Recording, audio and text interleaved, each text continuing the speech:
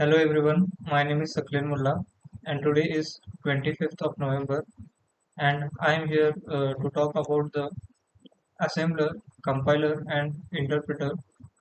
So, machine has its own language that we refer as a machine language, and it's in the form of zeros and ones, that is the binary.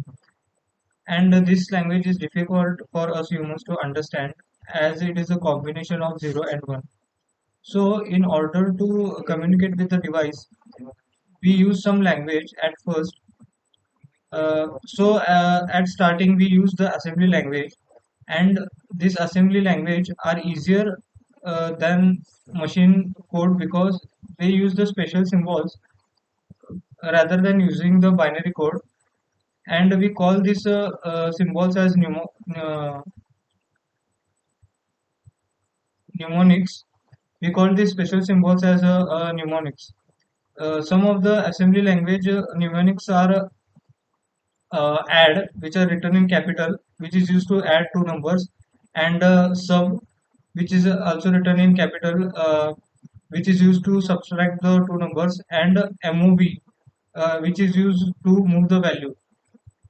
But still, this language is not understandable by our computer, so we use a medium in between that, and this medium acts as a translator which will convert our source code into the machine language.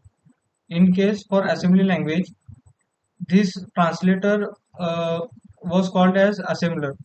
So, an assembler is a system, software, or an utility program which we used to translate an assembly language program into an equivalent machine code, and it generates an object word by converting the set of symbols, and this object code is nothing but an machine code.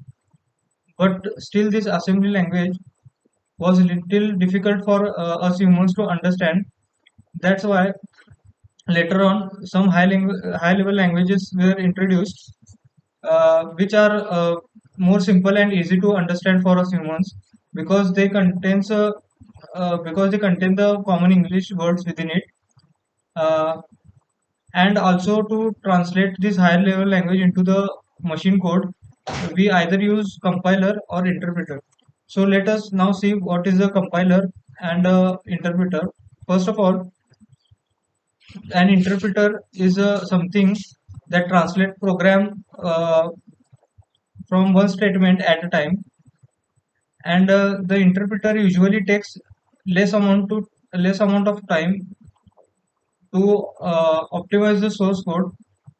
However, the execution time is comparatively slower than the compiler, and no object is generated. Hence, memory is sufficient in the interpreter. And the programming languages like the JavaScript and Python use the interpreters. Now, the compiler scans the entire program and translate it as a whole. That means the all of the code is translated in a single go into a machine code. Compiler usually take a large amount to analyze the source code. However, the overall execution time is faster than the interpreter, and it also generates an object code which requires further linking. That's why the compiler requires the more memory. And then the programming languages like C and C++ use the compiler. And when we compile the code, after the compilation of the code, the list of error is displayed. Uh, so the Java uses both the compiler and the interpreter because at first, when the source code is created into the Java, the compiler converts this source code into the byte code, and later on with the Java interpreter, This source code, oh sorry, the bytecode is then converted into the machine code by the help of the JVM. That's all about the compiler, interpreter, and assembler. Thank you.